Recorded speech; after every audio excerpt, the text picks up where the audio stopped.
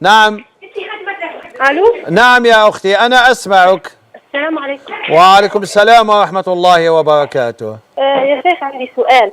نعم يا اختي. انا كان عندي 6 شهور زواج. ايه.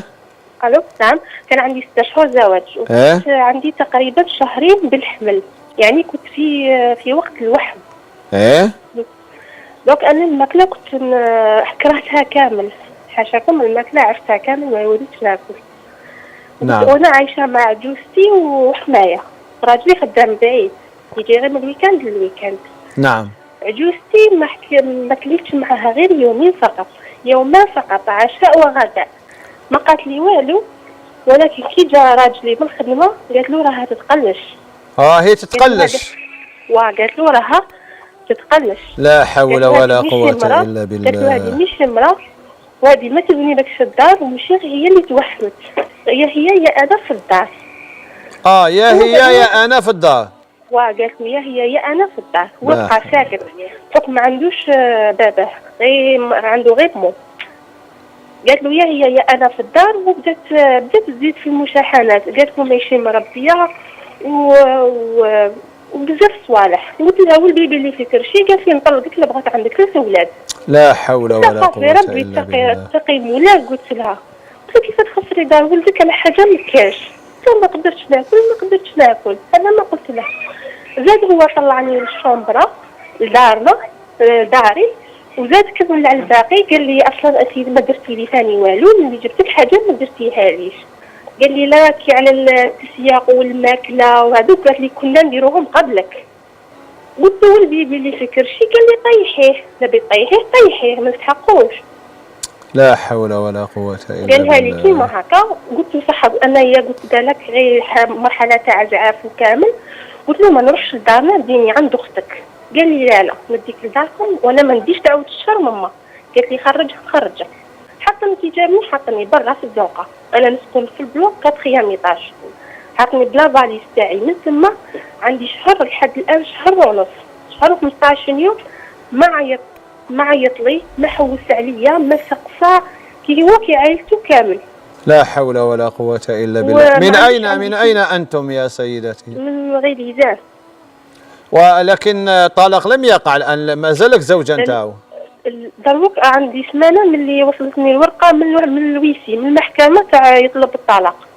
لا حول ولا قوة إلا بالله. يطلب الطلاق. والتهمة نتاعك أنك كنت تتوحمي وما قدرتيش تاكلي. ما قدرتش ناكل، هذه هي. وهذا العجوزة اسمعيني، هذا العجوزة يعني سبق لها أن توحمت وأن ولدت.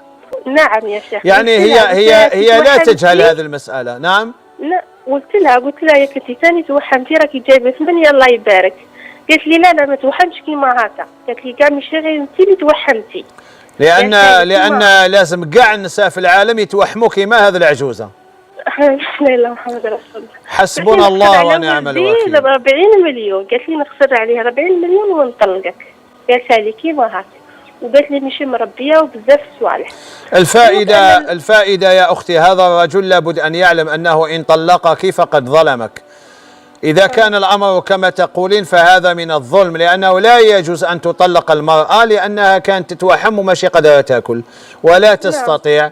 وهذه التهمة بأنها تتقلش هذا كله كلام فارغ لا معنى له ولا أصل له، ولا يجوز أن تطلق المرأة بسببه. وأما قوله أني خايف دعوة شر من يمها، ربي ما يستجب لهاش يا أختي، تأكدي. نعم. سؤالي هو أنا بحكم أني ذاك شهر و15 يوم باللي ما خرجتش من الدار إلا للضرورة، باسكو راني قلت لك راني بالحمل، رحت غير للجينيكو تاع الجينيكو اللي تبعني. نعم. سؤالي هو هل نقدر نخرج يعني لزيارة أهلي ولا مثلا البحث عن عمل بحكم أني متخرجة؟ هل أستطيع الخروج دون علمه ولا لا؟ هو ما دام الزوجية بينكم قائمة ولم يقع الطلاق فأنت زوجته، لا تخرجي إلا بإذنه ما دام الزوجية قائمة. ولكن لم يجب. جيد، أنا واصل. الآن إذا هو غلق باب الاتصال، يعني حطك في دار بابك وغلق الاتصال، وأنت أكيد حامل كما قلتي، لعل تسحقي الطبيبة، تسحقي أشياء تشريها، تسحقي أشياء. فأنت بابك حي ولا ماشي حي؟ حي بابا حي. أنت الآن تحت مسؤولية الوالي نتاعك الأصلي الذي هو والدك. فأنت تحت مسؤوليته. إذا حبيتي تخرجي واتصلتي بزوجك وما جاوبكش، فالإذن هو إذن والدك يا أختي. شكرا، بارك الله فيك. والله يكون معك. وماذا بينا هذا الرجل إذا يسمعنا، لقد ظلمتها، روح ادي مرتك إن شاء الله سترزق بولد أو ببنت.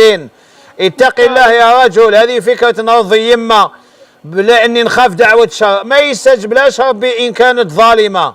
حسبنا الله ونعم الوكيل. الله يكون معك يا أختي، الله يكون معك. بارك الله فيك يا شيخ. شكرا يا أختي. قالت له مرتك هي تتقلش، علاه ما عيش تاكل، يا رجال يحوسوا على نساء ما ياكلوش. حتى قال الإمام الصاوي: إذا تزوج رجل بامرأة كثيرة الأكل فهي بلية نزلت بالزوج. زعما تشكيل ويا وليدي مرتك ما تحب تاكل، علاه راهي تتوحم، وهي قالت لك راني نتوحم، علاه ما تصدقيهاش؟ العلماء قال لك: وصدق المسلم فيما قال. المسلم نصدقوه، هذا هو، وصدق المسلم فيما قال. انت يا الحاجه وجاك بليس قال لك بلي ماهيش حابه تاكل معاك، وراي تعيفك، وراو زاد لك او عمر لك راسك، حتى قلت لوليدك نخلص 40 مليون وطلقها. ويوم القيامه لما يقف ذلك الطفل، هذا الجنين المزيود، نهار يوقف بين يدي الله ويقول له: يا ربي اسأل شكون كان السبب في أنني كنت يتيما ووالدي على قيد الحياة. هم يجيبوك راح تسلكي. وقيل عن بالك يوم القيامة كما دكا في الجزائر، تقدري تتخبعي، تقدري ترحلي، تقدري تقولي لهم ما جاتنيش البرية، الكونفوكاسيون ما وصلتش. يوم كاش عليها ملائكة شداد، يا يجوا يجيبوك. حسبنا الله ونعم الوكيل. وعلى راكي تتوحمي، لا حول ولا قوة إلا بالله.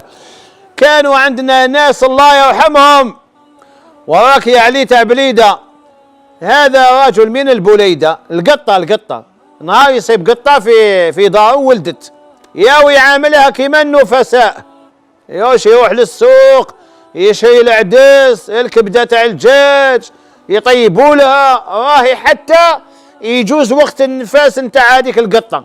ما بالك بإنسان، امرأة حامل، الزوجة تاعك راهي حامل، تعاملها بكل لطف بكل إحسان، تحسن إليها وإلى جنينها. انت لا زعما نحاوزك علاه يما قالت لي بلي راكي تتقلشي، يعني هذو الناس اللي ما عندهمش مشاكل. ومن بعد عوض توصلها لدارهم كما ديتها نهار الأول، نهار جيت ديتها الكورتاج الورد 50 سيارة، ولا المرأة ارميها في الشارع، روحي دبري راسك. حسبنا الله ونعم الوكيل.